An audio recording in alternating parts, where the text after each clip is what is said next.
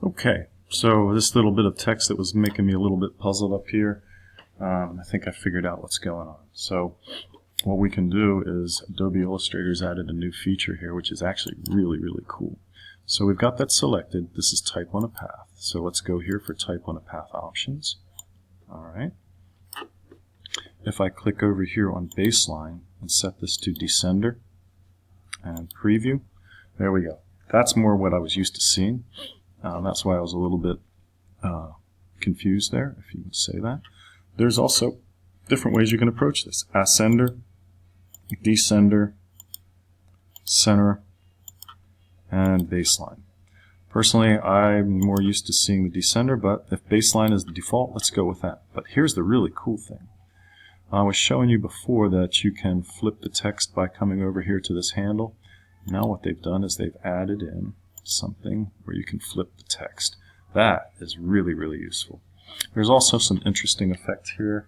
I kind of question their usefulness. So we're in Rainbow now. There's Skew, 3D Ribbon, Stair Step, and Gravity. I would imagine you probably have to play with Gravity to really find the use for that, but I'm sure that there's probably a very good use for it. So let's go back to Rainbow and leave it at that, and we'll just say cancel anyway. So I don't know if I've spoken about this before, but we have things called serifs and sans serifs. So these little embellishments on the ends of the letters are called serifs. So let's find another serif typeface here. Copperplate has a very small serif on there. And we also have things called script fonts. And then there are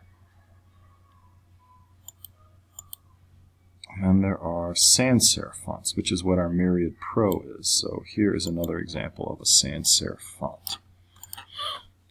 So generally when you pick type, you want to kind of pick something that is going to work with the character of the message that you're working with. Depending on how you see that, a lot of times a sans serif font will be good for body copy.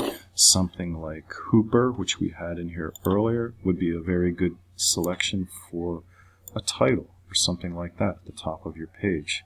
Something that's going to really reach out and grab people. So let's come back to the Cooper Black. There we go. I think you could see how that would make a nice title. You wouldn't really want to read a whole book of that though. So the Myriad Pro that we have here, probably something a little bit better for your body text. So let's get into something a little bit more interesting than just this stuff. I'm going to make a new layer. I'm going to lock down this stuff. And I'm going to click here using my type tool. I'm going to do a capital C. And here's another nice thing. If you know the name of the font that you want, you can say Rock. And I know that I want to use Rockwell Extra Bold. And so now, let's make that really big, really horsey.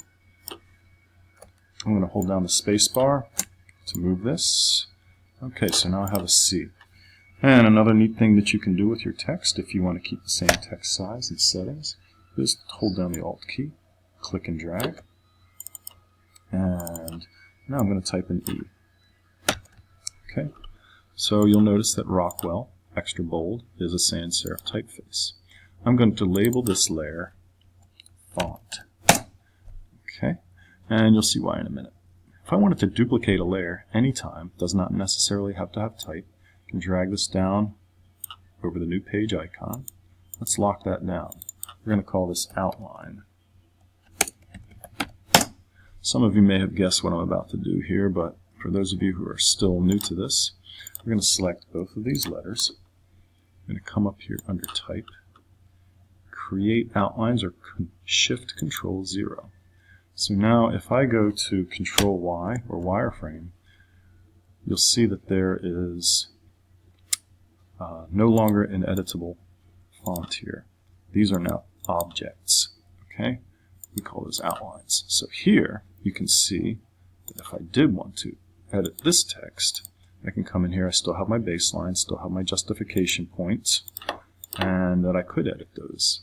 So let's lock those down, make them go away. And now we have our letters. I'm going to make them about as big as we possibly can for what we're about to get into. So let's move this. I'm going to select them both.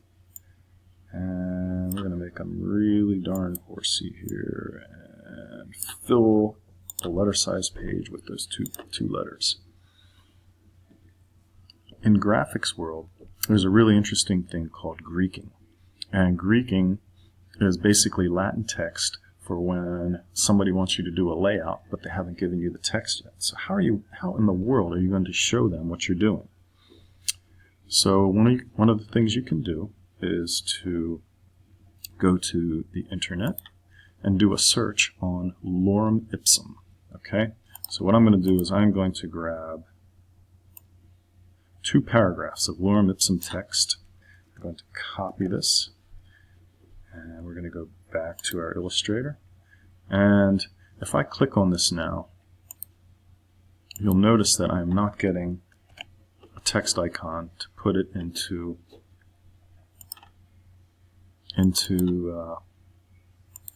the type area tool. There's a reason for that.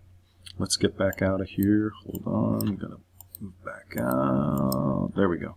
So if I click on this, anytime you're confused by what's going on, you can come to the layer menu, and this works for all kinds of different uses. So you'll see that the C is a group. Why it's a group, I don't know. And it's also a compound path. So we can simplify this by going up under Object, Compound Path, Release. Okay, and then we can go up under Object, Group, Ungroup. So now, if you look, you can see that the C is just a path, whereas the E has all kinds of complications going on with it. Let's simplify our E as well. Going up under Object, Compound Path, Release. Alright, go to Group, Ungroup. You can hit Control-Shift-G also. So now that we've got that, so now you can see that as I hover over the shape, I get a type area tool. So now we can flow some text inside a letter. So let's click here, and I'm going to paste. So there's all my lorem ipsum text. We're going to change our view to the preview, and you'll see that I have a box with a red plus sign in it. That means something to people who are working in Illustrator and have been doing this for a while. That means that the text that we're trying to fit inside the shape does not fit.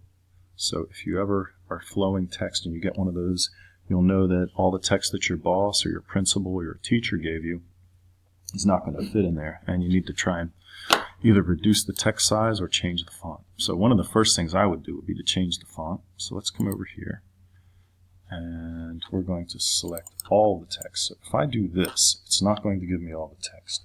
But if I hit Control A, which is a select all, that gives me all the text.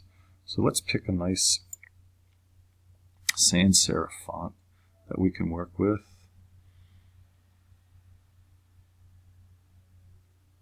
Let's see here. Oh, we're not going up into that. Arial is always a good one. All right. So now you'll see that it's starting to take on the shape of the letter C. But we still have this red plus. So what happens if we click there and then click here? We're going to double click and come over here. Let's try it with the text cursor tool. So I'm going to come there, double click on that. Excuse me.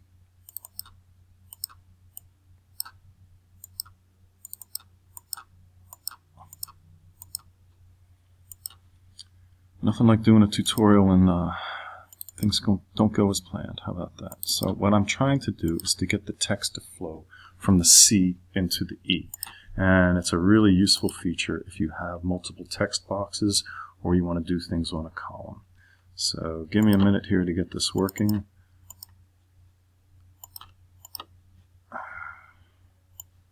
Do we fix the E? The E is a path. All right. And we know that it is. Okay. And we're going to click here. There we go. Whoops. And now if we click in here, son of a gun. There we go. Now we have just flowed the text from the C down into the E. Sorry that took me a few minutes. You can tell that sometimes clicking in Illustrator doesn't exactly work the way you had planned. So our text is now kind of flowing this way. We can move these and it all still is editable. But what would happen if we change the size of our text? So I'm going to select everything. And I'm going to change the size of that text by coming over here to our text tool. Look at that. So we need to set our leading to auto. And there we go. Now we have filled it, but you'll notice that our red box with the check is still there. So let's reduce it a little bit. Reduce it. There we go. So now we have something like this. So this is just a basics for getting going on flowing text. You'll see that we haven't completely filled it, but there's all kinds of games that you can play. So you can change the leading, change the size, you can change the horizontal spacing, you can hit it by changing this up arrow and see how things are moving and flowing. Unfortunately, we're only changing things in the letter E. So let's undo all this so that we can make everything consistent. So we can select all, and it looks like everything is standardized now. So let's make that text just a wee bit bigger, and we can come here and squeeze things and see how some of the text is really doing some odd stuff. There we go. So let's do a save, and I am also going to save this video, and we'll come back in a minute and I'll show you just a wee bit more about how to flow text in odd situations.